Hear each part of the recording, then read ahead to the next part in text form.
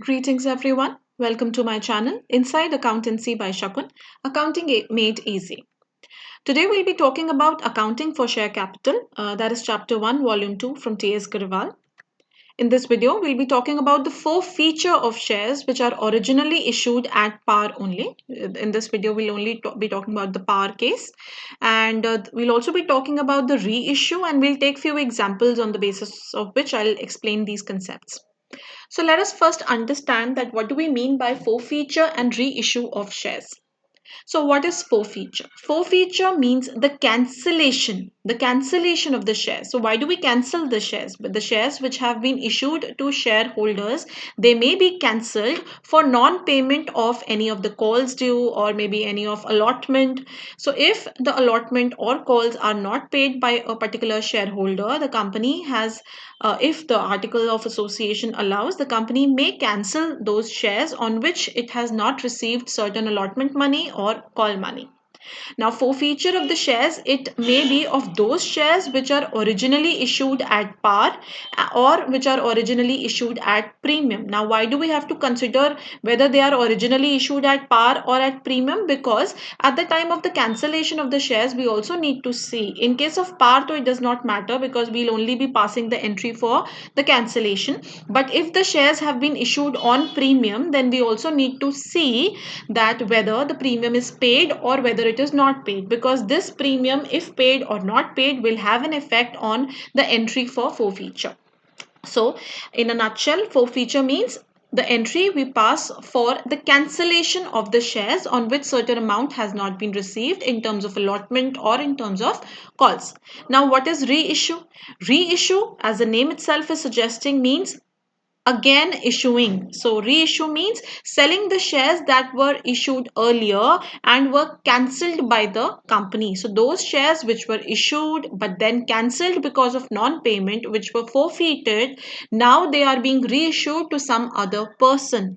This reissue may be at par or at premium or at discount. Shares cannot be issued at discount, but when we are doing the entry for reissue, the shares may be issued at discount also. So when you are reissuing, it may be at par. That means a share of 10 may be reissued at 10. A share of 10 may be reissued at 12, or a share of 10 may be reissued at a discount of 8.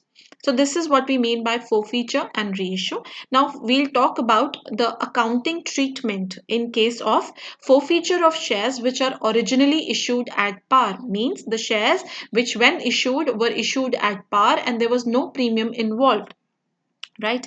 So in such a situation, there are two methods with you. Either you pass the entry without creating calls in errors account, or you pass an entry by creating a calls in errors account. So I am explaining the first method to you, that is when the calls in errors account is not made. That means we have not created the calls in errors account. When do we create the calls in errors account? You remember in the entries of issue, I told you that whenever a certain amount of money is not received from a shareholder, that is debited to calls in arrears account. So in the various stages such as allotment, call, etc., in the receiving entry, if you have not received the full amount, then the amount so not received will be debited to calls in arrears account. Or you may not create a calls in arrears account and just deduct the amount and pass the entry. So this I've explained in the previous videos. For more details, click on the I button. Okay, so when calls in errors account is not made, what is the entry for forfeiture? Since we are cancelling shares, you must remember that in case of issue of shares, share capital account is always credited. Why? Because we are issuing shares. But in case of forfeiture, what are we doing? We are cancelling the shares. This means the cancellation of the shares. So that is why share capital account is debited. Then share capital is always debited with the called up value. Now what is the called up value? Say for example, the shares which are issued, let's say one share at the rate of 100 is the face value that is being forfeited, but on this only 80 rupees have been called up. The company has not made the final call of 20. So share capital will be debited at the rate of rupees 80. Why? Because share capital is debited with the called up value, the amount that has been called up by the company. In case the company has called up full 100 rupees, then share capital will be debited with the face value, that is 100 rupees. So depending upon the amount called up, the share capital amount will change. Then share forfeited account will be credited with the amount which has been received. Okay, another example. Let us say that there is a person having 100 shares and the face value of each share is 10 rupees. Now the person, in this 10 rupees, the person has paid us only rupees 2 rupees and 8 rupees, sorry, has paid only rupees 2 and 8 rupees have not been paid.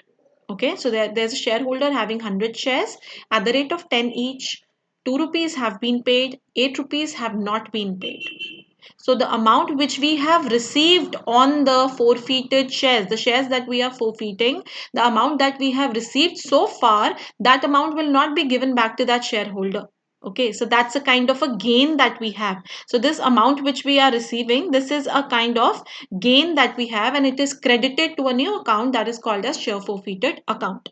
Now respectively, let's say out of this 8 rupees, 5 was on allotment and the remaining 3 was on call, right? So the amount which we have not received on allotment will be credited to share allotment account, that is at the rate of 5, and the amount which we have not received on calls will be credited to the calls account, right? So this is the entry where share capital is debited because we are cancelling the shares, and it will be debited with the called up value at the rate of the called up value. Share forfeited will be credited with the amount that has been received so far, and share allotment and share calls will be credited with the amount that has not been received, right? So this is the entry for forfeiture when calls in errors account is not made. Now when calls in errors account is made, then instead of share allotment and share calls, instead of writing two different accounts, crediting two different accounts, because we had not created the calls in errors account, so we had credited share allotment and share calls. But if in the question previously we have created the calls in errors account, then in the entry for forfeiture we are going to credit the calls in errors. So in the same example, this whole 8 rupees is the amount that we have not received, so calls in errors will be at the rate of 8. Share forfeited, the amount that has been received, which will be at the rate of 2, and share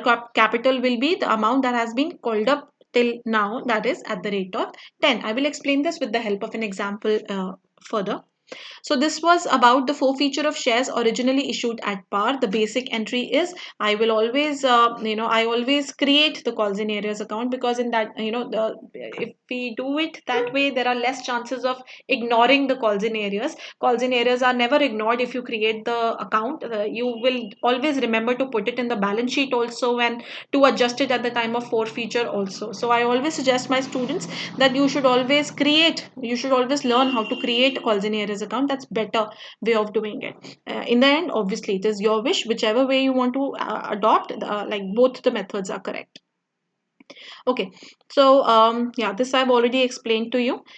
Now let's talk about the reissue of shares. As I already explained to you, reissue means when you are issuing the shares that have been cancelled before for the non-payment of any one of the stage. So reissue may be at par or at premium or at discount, as I explained to you. It may be at par, at premium or at discount. When the reissue is at par, that means a share of rupees 10 has been reissued at rupees 10. That means it has been reissued at par. Our entry will be now reissue. Reissue means again you are issuing the shares. All the money that you receive will go to share capital account, which has a credit balance. So our entry will be bank account will be debited since money is coming in to share capital. So bank will be debited with the amount that you are receiving, and share capital will be credited with the amount credited as paid up capital. Now, reissue can also be at premium, as I told you. Premium means that a share of rupees 10 has been reissued at rupees 12. That means it has been reissued at a greater value, which is referred to as premium. So the basic entry remains the same. Bank account DR to share capital. Bank account DR to share capital here also. And if it is reissued at premium, then premium, security premium reserve account shall be credited. Again, bank will be debited with the amount that you have received at the time of reissue, at which you are reselling the shares. Share capital will be credited with the amount credited as paid up, and premium, the excess amount which is received on reissue over what has been credited as share capital, the excess amount is referred to as security premium reserve. Moving on, reissue, as I told you, can also be at a discount. That means a share of rupees 10 has been reissued at rupees 8, lesser than the face value. So if it is reissued at lesser than the face value, that means the reissue is at discount. Again, the basic entry remains the same, bank account DR to share capital. And since we are reissuing it at a lesser value, we are suffering a loss, and that loss has been debited to share forfeited account. Why have we debited it to share forfeited account? Because at the time of forfeiture, also we had credited the share forfeited account. That gain had been put in the share forfeited account. So therefore now when we are suffering a loss, that gain was put in share forfeited. So now the loss at reissue should also be put in share forfeited account. So that's a separate account where we put all the gain and loss at the time of forfeiture and reissue of shares. Now, one more thing, the maximum discount at which the shares can be reissued cannot be more than the gain that the company is making at the time of forfeiture. I would like to repeat, and this is very important, that the maximum discount at which reissue of shares would be there, the maximum discount at which the shares can be reissued can never be more than the gain that the company is making at the time of forfeiture of the shares. So let us understand all this with the help of an example.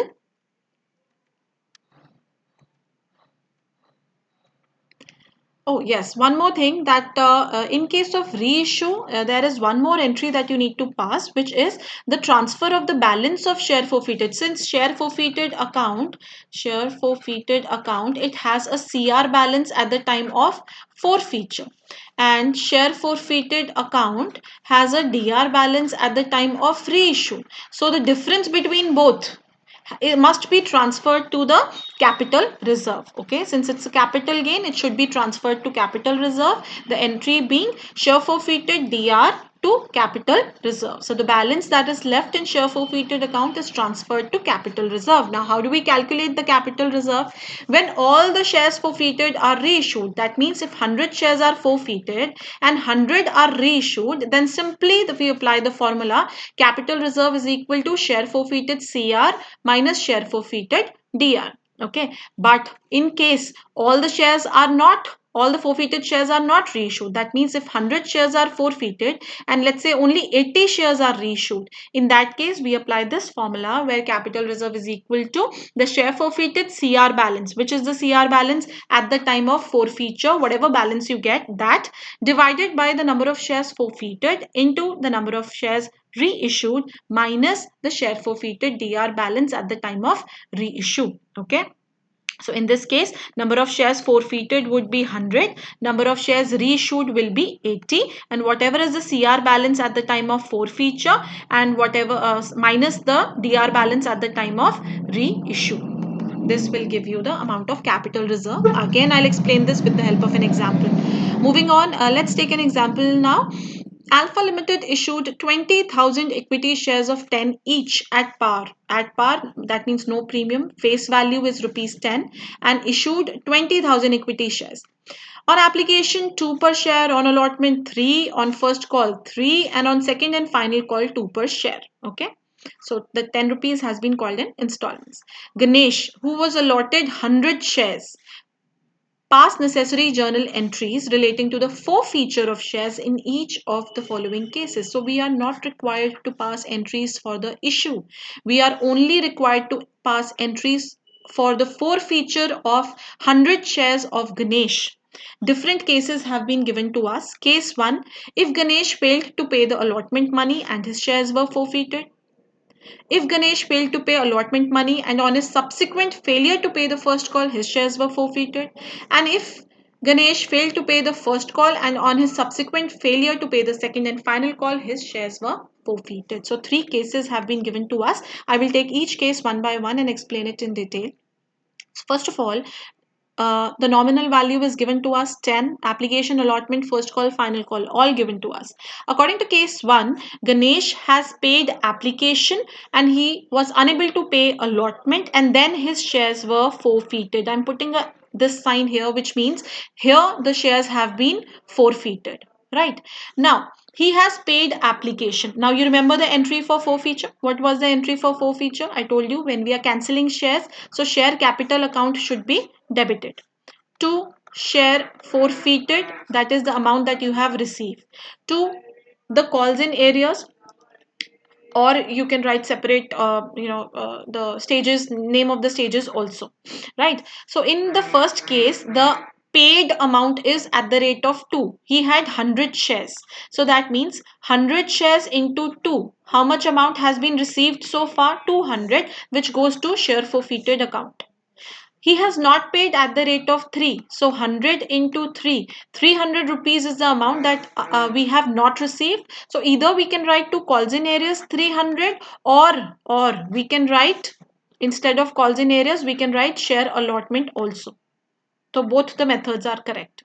Now, coming to share capital. Share capital is debited with the called up value. Out of rupees 10, he did not pay the allotment and his shares were forfeited. So company has not called the rest of the money from him. Since forfeiture is done after allotment, that means the called up value will be till allotment. So what will be the called up value? Our called up value will be at the rate of 5, not rupees 10.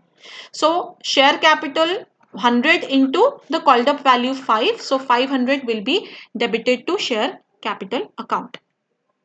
So our entry in this case would be, since I told you share capital is debited with 500, share forfeited with the amount that you have received so far, that's 200, and share allotment, or you can also write calls in areas here, total 300. That's the first case. This I've already explained to you. Right. So the second case is when he paid application, but he did not pay allotment, and on his subsequent failure to pay the first call, then his shares were forfeited. So when I put this sign, that means the called up value is still here only. So now in this case, what is the called up value? The called up value is 3 plus 3 plus 2, that is 6 plus 2, 8. So 8 is the called up value. Then what is the amount that has been received till now? I'll just write the entry here to make things more clear. Share capital account DR, to share forfeited, to, you can write separately share allotment, and to share first call, or you can write two calls in areas instead of writing allotment and first call. Okay, now as I told you, the called up value is at the rate of 8. So 100 into 8, in share capital we'll put 100. The amount that you have received so far is only application, so 100 into 2, that is 200 is the amount received so far, which will be credited to share forfeited account since it's in gain. The amount unpaid is this much, that means 6 rupees has not been received. So 100 into 6, that is 600 is the amount of calls in areas. If I am writing calls in areas, I will write here to calls in areas 600. If not, then separately I will calculate and I will write 300, 300 respectively in case of allotment and first call.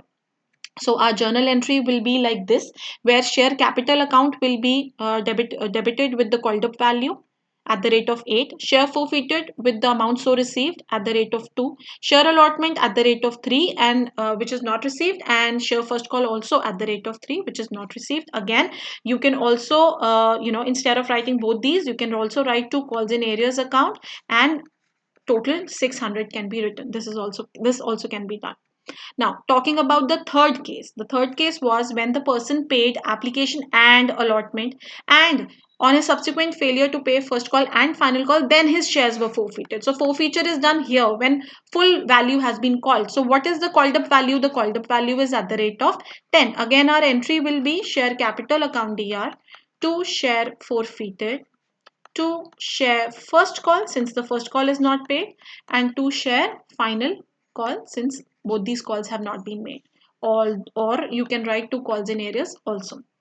Right, now the nominal value 10 rupees, full have been called, so 100 into 10, 1000 will be debited to share capital. The amount that has been paid so far is 3 plus 2, that is 5. So 100 into 5, 500 will come under share forfeited. An amount that has not been received, that is 3 and 2. So 300 in the first call and 200 in the final call, or if you write calls in arrears, then total 500 you can write under calls in arrears, right? So our journal entry here in this case would be this, where share capital is debited with the full called up value since the whole nominal value was called up, so at the rate of 10. Share forfeited since application and allotment were received, so at the rate of 5. Share first call at the rate of 3 not received. Share final call at the rate of 2 not received. So this will be your entry in case you want to use calls in arrears. So 2 calls in arrears account, total 500 can be credited. Moving on, let's take another example where I will also explain the reissue to you. So X Limited forfeited how many shares? 900 equity shares of rupees 100 each for the non-payment of allotment money of 30 per share and the first call of 20 per share. So non-payment is for what? The non-payment is for allotment and for call. So 30 rupees on allotment and 20 rupees. Total 50 rupees have not been paid. The second and final call of 25 per share has not been made. So out of 100, 25 have not been called up. So the called up value would be how much? At the rate of 75 will be the called up value. The forfeited shares were reissued for 90 per share, 75 paid up. That means the shares were reissued for rupees 90. In bank, we are going to put 90 rupees. This is the amount that we have received. And the paid up value of the shares we have taken as 75. That means in share capital, we'll put this. Okay, so we'll talk about this step by step. Understand that total shares were 900. Called up value was 75. The person had not paid a total of 50 rupees. So let's go to the journal entries. Our first entry would be for the forfeiture, where share capital account has been debited, share forfeited has been credited. I've written two calls in areas here. How will we calculate the amounts? Now, total are 900 shares at the rate of the called up value. Since the final call of 25 was not made, so the called up value is 75. So 900 into 75 is 67,500. Share forfeited account and calls in arrears. I'll write calls in arrears first. Okay, so 900 shares have not paid the allotment and first call. That is total of 50 rupees has not been paid by them. So 900 into 50, 45,000 will come here. Now, out of a share of the face value was rupees 100, 25 rupees was not called. That means the called up value was 75. Out of 75, 50 has not been received. So how much would you have received? You would have received at the rate of 25. So 900 into 25, that amounts to 22,500. There are many children who calculate the share forfeited as a balancing figure. Never do that. Never ever do that, because if you find it out as a balancing figure, you will never come to know whether your answer is right or wrong. If you calculate it yourself, like according to me, it should be 900 into 25. If that and the balancing figure are equal, then that means my question is correct. Otherwise, I will never come to know whether my question is correct or not. It may balance because I'm taking it as a balancing figure, but it may be wrong, right? So you should always calculate the share forfeited amount and never take it as a balance. Okay, now these shares were reissued for 90 and 75 paid up, right? This was given in the question. Now our reissue entry will be bank account dr to share capital to security premium reserve. Now you must be wondering that how did I come to know that there is premium involved in this? Since the shares have been reissued for 90, means whenever you read the word for, that means it is for bank. That is the amount that you are receiving. So 900 into 90 would come in bank. As 75 paid up means it is a part of share capital. So 900 into 75 will come here, 67,500. And since I have my paid up was 75 and I have sold it for 90, that means 900 into 15 will be the value of my premium. So there is no loss that I'm making here. The reissue is at premium, right? Now, the third entry will be to transfer the balance to capital reserve. So we need to calculate capital reserve. How can we do that? Capital reserve here would be, just a second. Capital reserve would be when all the shares forfeited are reissued. How many shares did we forfeit? 900. How many shares did we reissue? 900. When the forfeited shares are equal to the reissued shares which are reissued, then there is not much problem. Capital reserve can be calculated by share forfeited CR minus share forfeited DR. That is, CR is at the time of forfeiture, DR is at the time of reissue. Since at the time of forfeiture we had the balance of 22,500 in the share forfeited account CR side. On DR side there was no balance because the shares were reissued at premium. So therefore the amount to be transferred will be 22,500. This is the last entry that we'll make, that is share forfeited account DR to capital reserve. Share forfeited CR minus share forfeited DR. Share forfeited DR is nil. We don't have any loss. So that means 22,500 minus 0 is 22,500, which is the amount transferred to capital reserve. Now if in the same question it was written like this: out of the forfeited shares, 500 shares were reissued for 90, 75 paid up. So what's the difference here?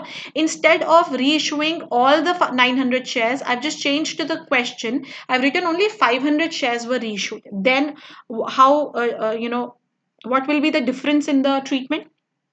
The first entry remains the same because that was the forfeiture entry. That is not connected to the fact that how many shares are reissued. In the second entry, when we are passing the entry for reissue, now only 500 shares have been reissued. So 500 into 90, because it was reissued for 90, 75 paid up as 75 paid up. So 500 into 90 will be debited with the bank. 500 into 75 will be credited as share capital, and 500 into 15 will be the amount of premium. So our reissue entry changes because the number of shares forfeited were 900 shares were forfeited, but reissue was made only of 500 shares. Now how do we calculate the capital reserve? Since the number of shares forfeited are not equal to number of shares reissued, that means all the forfeited shares are not reissued. Therefore how will we calculate the capital reserve? Since all the shares are not reissued, capital reserve will be equal to the share forfeited CR balance, that is 22,500, divided by number of shares forfeited, which is 900, into number of shares reissued, which is 500, minus share forfeited DR balance, which in this question is nil. This will give you the amount of capital reserve, that is 12,500. So share forfeited CR balance at the time of forfeiture, 22,500 divided by 900, that is the total number of shares forfeited, into the number of shares reissued, that's 500, minus the share forfeited DR balance, which in this case is 0, gives us the amount of capital reserve. So our entry will be share forfeited to capital reserve 12,500 instead of 22,500. In the same question in the previous case, we had written here 22,500 because all the shares were reissued. But in this case, since all the shares are not reissued, we have to apply the formula, and our amount transferred to capital reserve on the shares that have been reissued would be 12,500. So I hope it is clear to you. In this video, we've talked about the forfeiture in detail of those shares which are originally issued at par. We also talked about the reissue of shares at par, at premium, and at discount, along with the help of a lot of examples. Thank you. Thanks a lot for listening to me. If you have any questions, please email me or leave your comments. I really appreciate you all leaving your comments, your doubts in the comment section. I try my level best to revert to them. Keep on doing that. Keep on putting your doubts or your appreciation. It really motivates me. Like, share, and subscribe to my channel. Pass it on to many so that it reaches many. Thank you so much. This is Inside Accountancy by Ch-1 signing off.